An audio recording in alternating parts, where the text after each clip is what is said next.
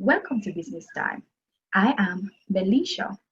Now, if you have not yet subscribed to my channel, I need you to do so now. Yes, I need you to support the channel. Once this is helping you, you're benefiting from it, you can support me, encourage me by subscribing to the channel. Thank you. So everyone who is looking at this video, I need you to subscribe. I need you to be a subscriber. All right? Thank you. I know that a lot of you have been requesting to see the part 2 of the Business Cognate SBA. And so here it is today.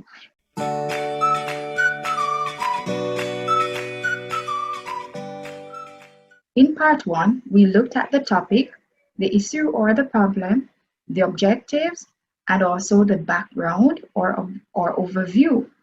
And we mentioned a little about the instruments that you should have and how it should be done, right?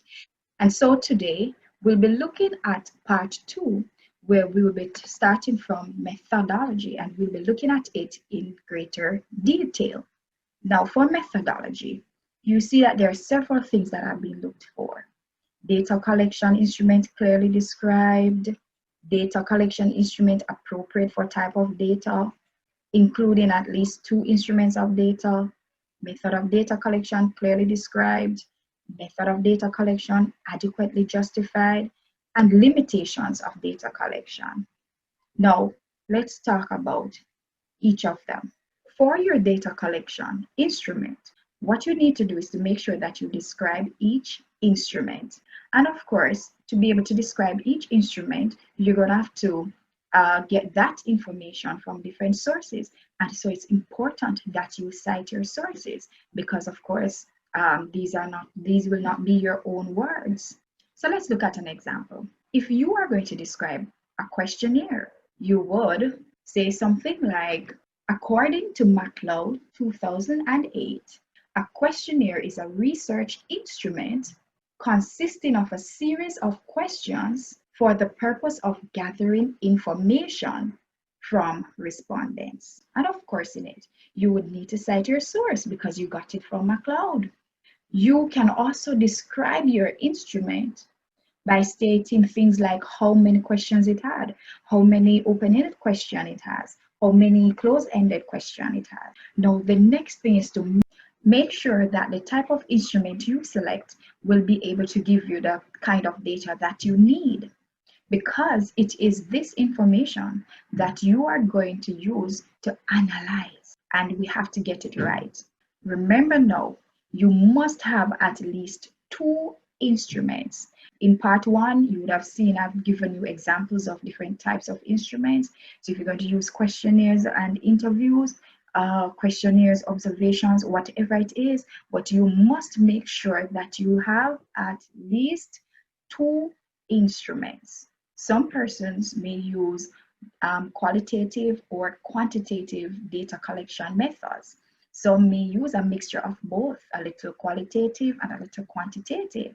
So when we talk about quantitative data collection methods, we're talking about where things can be measured and be expressed in numbers. It is also important to note that these quantitative methods are often used with closed-ended questions. Now, the qualitative method is more descriptive than numerical and is usually used with open-ended questions. So the qualitative method is used to gain deeper insight into your respondents' thoughts and behavior. In this section, you're also going to be doing things like stating the number of persons who completed the instruments, when were the instruments administered, or when was the interview conducted, how will the information be presented. For example, will it be presented in the form of graphs, charts, etc.? How will the data be presented? You also need to state how the data will be analyzed. In analyzing your data, will you be using percentages? Will you be talking about the mean, the median, and the mode? All right, so these are some ways that data will be analyzed. You will also need to state why the method of data collection selected was used. You basically have to justify it. In other words, you are to state why the method selected was ideal to get the information needed. In other words, if you used questionnaires, you need to state why you used questionnaires. Why was it the best thing to use? If you use interview, why did you choose to do interview? Why was it the best thing to use? So you have to justify why you chose those methods. The final thing that you will need to do is to look at the limitations of your data collection. And there are several things that could cause limitations. So you need to state what challenges you had when you were collecting your data. Did you get back all your questionnaires? Was there a lack of available or reliable data? What challenges you faced while you were seeking to collect data? So that is very important. We know that in collecting data, doing research, persons will come across a lot of challenges. And so there's nothing wrong in you indicating what your challenges or limitations were.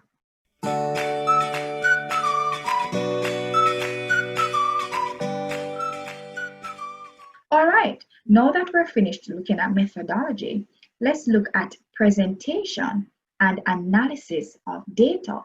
Now, for presentation and analysis of data, you need to ensure that your data is presented in an appropriate form, whether using tables, charts, or graphs. Data presented are relevant to the objectives of the project. Data is adequately analyzed using appropriate statistics, whether it be in the form of the mean, median, mode, or findings. And the final one is that findings are consistent with analysis. Big question, what does that mean? All right, so let's take a look at an example. Now, I know some persons might not necessarily be used to analyzing data and looking at the mean, the median, or the mode. Well, most of you would have done some of it in math class. No, it's a similar concept, all right? Let's say you want to find out the sales of a business in the last 5 months. So 5 months, we're in November, so from June to October. So let's say for June, the total sales is $5,000. For July, the total sales is $5,000. For August, the total sales is $10,000. For September, the total sales is $12,000. And for October, the total sales is $15,000. To find the mean for the total sales, for the last 5 months, so to find the mean, we basically add up all the total sales for the 5 months, and then we divide it by the number of months. And so the total sales for the last 5 months, when we add up the 5,000 for June, 5,000 for July, the 10,000 for August, the 12,000 for September, and the $15,000 for October, then we divide it by the number of months, which is 5, and so we'd get a total of $9,400. So we say that the mean sales for the last 5 months for the business is $9,400. All right, so that's how you typically state the mean. So if we were to find the median, then we'll have to list the sales figures from least to greatest. So the first would be the 5,000, then 5,000. The next one would be 10,000, then 12,000, and then $15,000 in that order. In this case, the median sale would be $10,000 because it just falls in right there in the middle. Now, to get the mode, remember now the mode is is that which occurs more often than the others. So it's basically the number that was listed the most. So in listing the numbers, the 5,000, 5,000, 10,000, 12,000, and 15,000, the number that occurs the most is the $5,000. So the mode sale for the last 5 months for the business is $5,000. So when you're analyzing the data, you have to do things like that, right? And we know about percentages. So let us look at a typical example. What will you do when you're presenting and analyzing your data? All right, so using the example that we had before, the sales of the business, remember you can present your data in the form of charts, tables, graphs. So remember to use more than one. All right, so let's look at this typical table.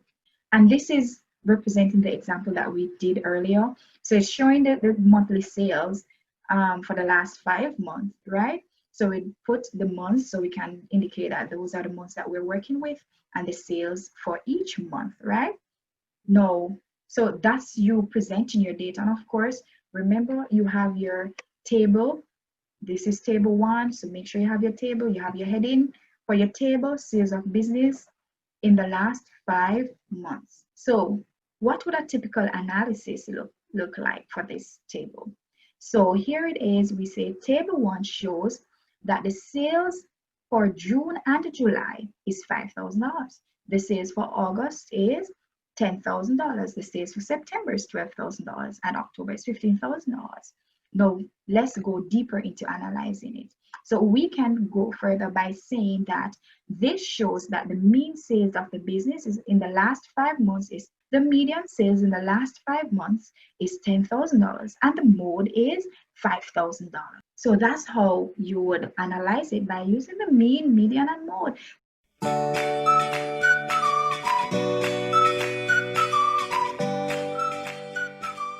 The next thing after you have completed your presentation and analysis of data is your conclusion. Yes. Now your conclusion must summarize the project, and also it must be logical and based on your findings. Now listen to me. Anything that you are concluding must be linked to your objectives, right? If you're looking at the leadership styles in the business, the leadership styles that are used in the business, you cannot conclude to tell me that the workers need to get more pay. We weren't looking at that. We were looking at the leadership styles that are used in the business. So let's say you found out from your data that you analyzed that, hey, the leadership style that is used is democratic. Then you need to conclude based on your objective that the leadership style used in the business is democratic. No, you cannot go wrong when you're going to conclude that you conclude based on each of your objectives. So if you have 2 or 3 objectives, your conclusion must be based on it. If say your second objective was to find out how the leadership styles impact the workers, then you must conclude on that. What if you found out that the leadership style used had a positive impact on the workers? Then you state that. You cannot go wrong when you make your conclusions based on your objectives, right? Because remember now, your presentation of data, your analysis of data was based on your objectives.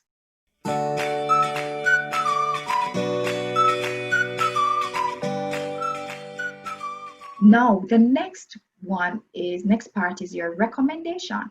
Here it says that your recommendations are realistic and informed by findings. Recommendations contribute to a better understanding of the topic or issue or problem. No, your recommendations must be informed from your findings. You cannot just go recommend something that has nothing to do with your findings. So let's say it was found out that most workers are not motivated when the democratic leadership style is used in the organization. No, what could be a recommendation? Well, a recommendation would be that the manager needs to change the style of leadership that he's using to be able to get more workers to be motivated. So now you see that there's a connection with the findings, because everything is tied to your findings, and your recommendations cannot just come out of the blue. It must come even from what you concluded. So there must always be a link of what you're recommending to what you found out, right? Let's say they are saying whatever style the managers are using, it's perfect, it's working. Then what could be a recommendation? You would recommend that they continue to do what they're doing, continue to use the same style because it's working, it's getting the best results. And you would even recommend that they even get better at what they're doing, perfect what they are doing, right? So recommendations must come from your findings, which must be linked to also your conclusion, because you're going to write your recommendation from what you have concluded. All right? Good.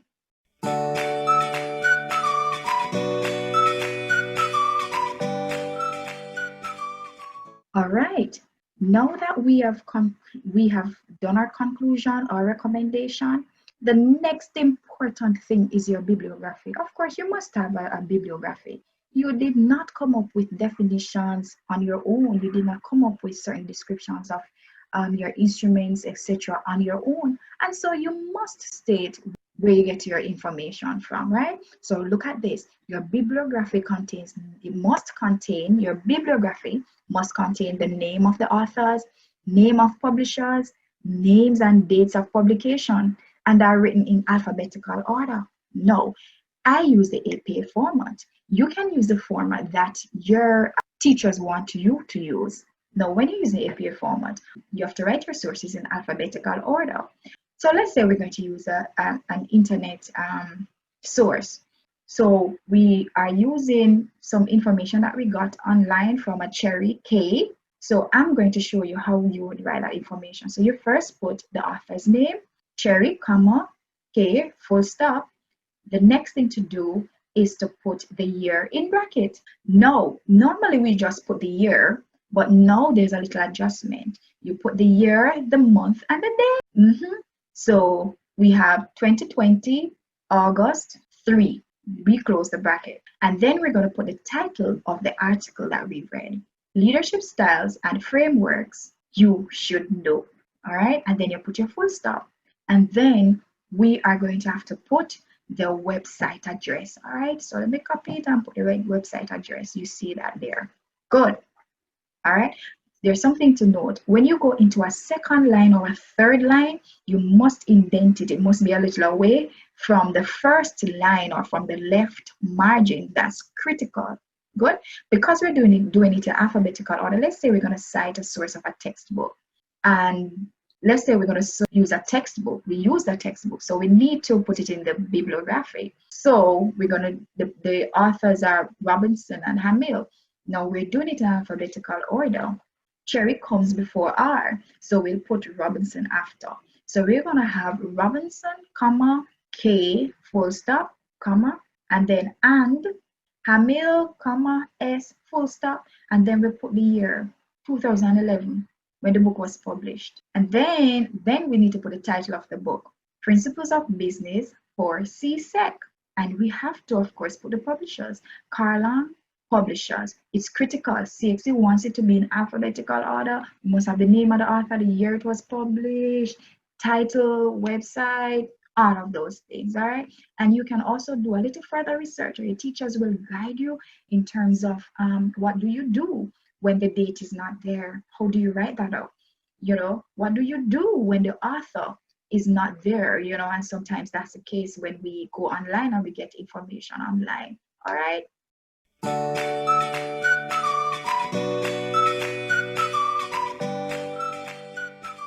So let's look at the overall presentation now. It must consistently use correct spelling and grammar. Listen, sometimes when we read our things ourselves, we don't pick up on the errors. So it's always good when you can have somebody read it over, you know, and it's a group work. And if you're doing it as a group work, make sure all the group members read it.